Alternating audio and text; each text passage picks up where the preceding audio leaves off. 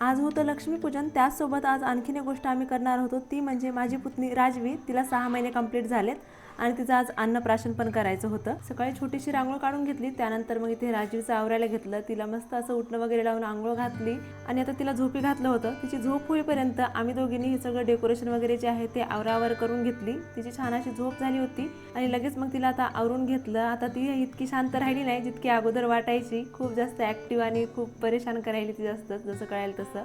पण गोडुलीचा हा गोडवा बघून त्या परेशान करण्याचं काहीच वाटत नाही, विसर पडतो सगळ्यांना। इतकी गोड आहे ती दिसायला आणि ड्रेस तर तिला खूप छान दिसत होता।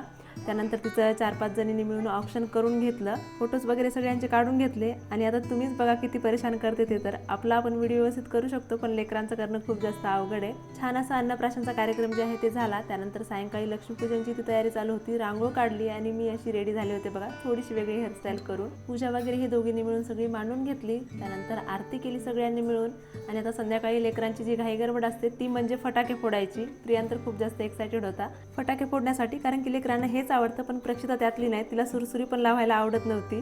त्यानंतर आम्ही छान असं लक्ष्मीपूजन जे आहे सेलिब्रेट केलं। असा आमचा दिवाळीचा दिवस गेला। आवडला असेल व्हिडिओ तर लाईक करा। बाय।